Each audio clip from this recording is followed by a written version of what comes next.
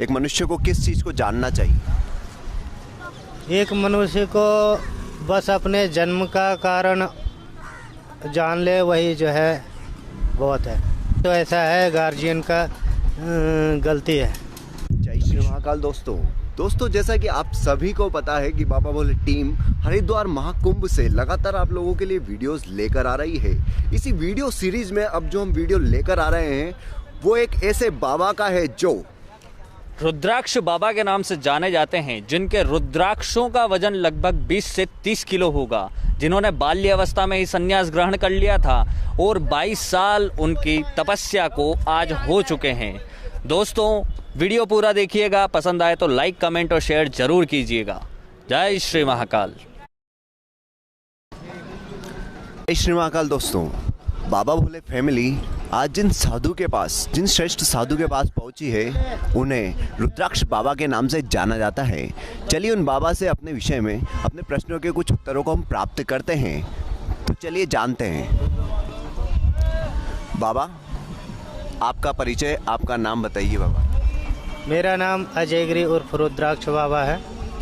मैं श्री निरंजनी पंचायत अखाड़े से हूँ।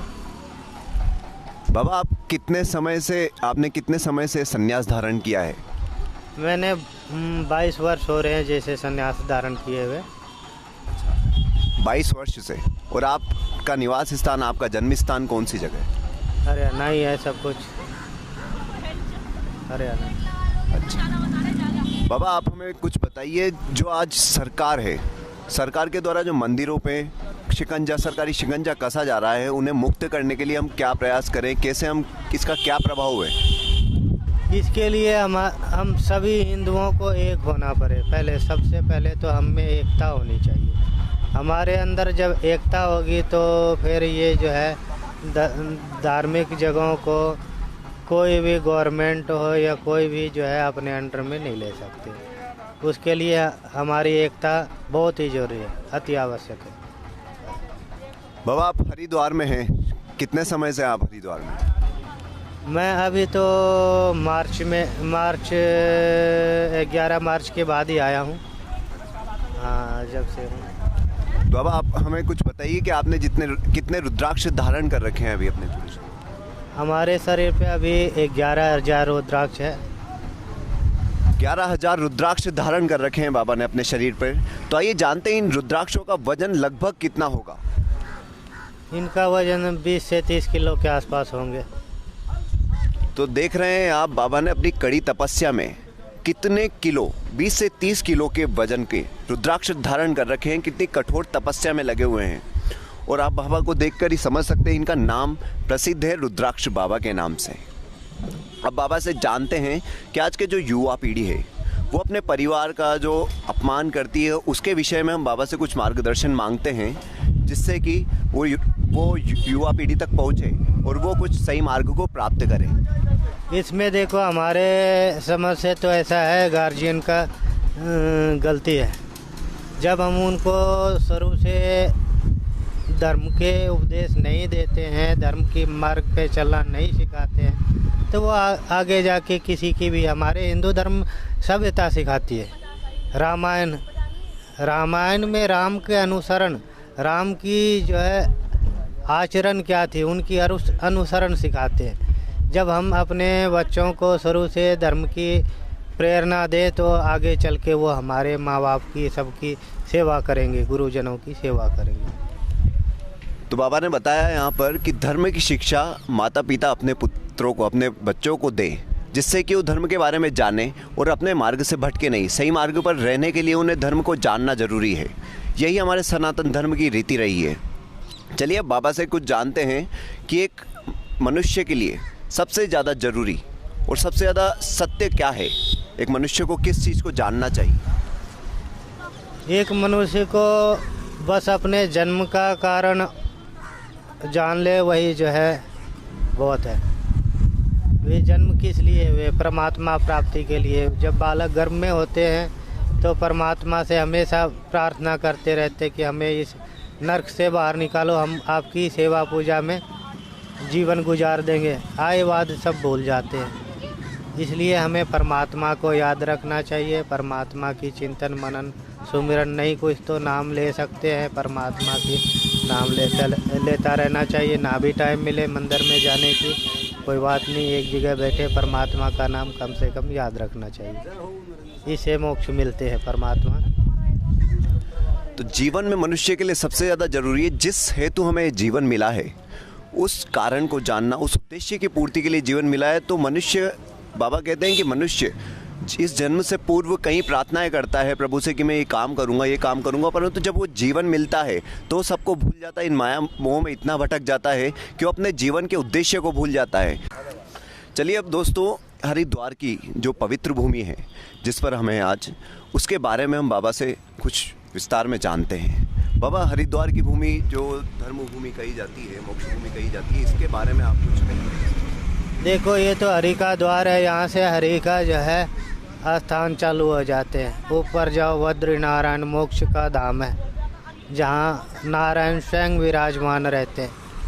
ये हरि का द्वार है, यहाँ से जो है देवभूमि प्रारंभ हो जाता है और यहाँ मोक्षदायिनी गंगा माता का वास है। तो ऐसे पवित्र स्थान की तो क्या महिमा कह सकते हैं। हरि। तो बाबा ने बोला कि ये हरि का द्वार है, इसकी महिमा अपार है। दोस्तों, अब हम जानते हैं कि आज जो पारिवारिक जीवन में अपनी कार्यों में मनुष्य परेशान होता है तो उनका उपाय कैसे किया जाए, क्या दिनचर्या रखी जाए कि वो अपने श्रेष्ठतम कार्यों में श्रेष्ठतम अपना पूरा अच्छे से उनका क्वालिटी मेंटेन कर पाए। इसके लिए हम बाबा से कुछ मार्गदर्शन मांगते हैं, जिससे युवा पीढ़ी, आज के जो पारिवारिक व्यक्ति हैं अपने काम काज कर रहे हैं, उनको थोड़ा सा सहयोग मिले और वो अपने कार्यों को एक अच्छी तरीके से पूरा कर सके। जब हम परमात्मा को अर्पित करके कोई कार्य करते हैं तो मनुष्य जीवन में वो कभी दुखी हो ही नहीं सकता, क्योंकि वो अपने आप को कर्ता नहीं मानता है। कर्म करते हुए कर्ता नहीं मानना, सब परमात्मा करने कराने वाले परमात्मा है। जब हमारे अंदर ये भाव उत्पन्न हो जाएंगे तो हमें किसी भी कोई अच्छा हो या बुरा हो उससे जो है हमारे को दुख नहीं पहुँचेगी। हम अपने आप के ऊपर नहीं लेंगे तो हम दुखी नहीं होंगे, सुखमय जीवन होगा। करने कराने वाले परमात्मा है, परमात्मा कभी गलत करते ही नहीं है, जो करते अच्छे के लिए करते हैं तो कभी दुखी नहीं होंगे। हरिओम। तो बाबा ने बहुत अच्छी बात बताई है। बाबा ने कहा है वही जो श्रीमद् भगवत गीता में कहा गया है कि अपने आप को कर्ता न माने, कर्म करते रहिए, उसके फल की चिंता न करें। इससे आपको न निराशा होगी न कुछ किसी प्रकार का दुख होगा। तो दोस्तों, आज हम जिस कुंभ में हैं, कुंभ हरिद्वार में हैं, हमने साथ ही हमारी जनता ने ये भी पूछा है कि क्या वाकई में यहाँ पर सभी साधु उपस्थित होते हैं, जो अदृश्य हैं, दृश्य हैं, सभी प्रकार के साधु यहाँ पर उपस्थित होते हैं, ऐसा हमने सुना है। क्या बाबा इस बारे में कुछ हमें बताएं? देखो, होते हैं सिद्ध पुरुष जो हमेशा जंगलों पहाड़ों में, जो हमारे इस चक्षु से, हम इस नेत्रों से देख नहीं सकते जिनको, वो भी कुंभ में शाही स्नान में सम्मिलित हो जाते हैं। और उस समय हम एक दूसरे को पहचान भी नहीं सकते, हमारे बीच होते शाही स्नान करके फिर वो अंतर ध्यान हो जाते हैं, अपने धाम को चले जाते हैं। वो आते हैं सिद्ध पुरुष भी, एक से एक सिद्ध पुरुष आते हैं। तो ये बात जो आपने सुनी है ये वाकई में सच है। यहाँ पर बहुत से साधु जो दृश्य है, अदृश्य है, जो भी महान आत्मा हैं, वो सभी गंगा स्नान को महाकुंभ में आती है और गंगा स्नान करके वो फिर वापस से अपने धाम को चली जाती है। तो दोस्तों, यहाँ पर हमने बात की आज रुद्राक्ष बाबा से। रुद्राक्ष बाबा ने यहाँ पर हमें बहुत अच्छी बातें बताई है, जो हमारे जीवन में, व्यवहारिक जीवन में, हमारे आध्यात्मिक जीवन में बहुत काम आ सकती है। फिर भी हम एक प्रश्न और बाबा से पूछना चाहेंगे कि बाबा, कौन सी भक्ति हम कर सकते हैं पारिवारिक जीवन में लेके, कैसे हम प्रभु को प्राप्त कर सकते हैं?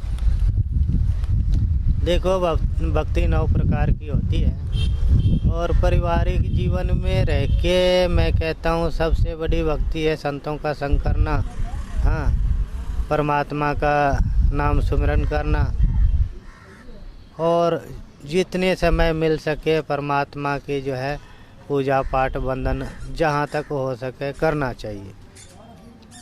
और रामायण का, श्रीमद् भागवत गीता जी का हो सके तो जो है अपने जीवन में श्रवण करना चाहिए, कथा श्रवण करो, पाठन करो तो और भी उत्तम है। हाँ, और उनकी जो है रामायण का अनुसरण करना चाहिए, उससे हमारा जीवन भक्तिमय होगी। हरिओम। बाबा के इतने श्रेष्ठ वचन सुनकर अब हमारी उत्सुकता जाग रही है कि हम बाबा के गुरु के बारे में कुछ इनसे पूछें। चलिए पूछते हैं। हमारे मेरा निरंजनी अखाड़ा है जी, और निरंजनी अखाड़े में ऐसा है, सब जो जिन्होंने हमारे चोटी काटे हैं वो हमारे लिए सिद्ध है, हम उनके लिए साधक हैं।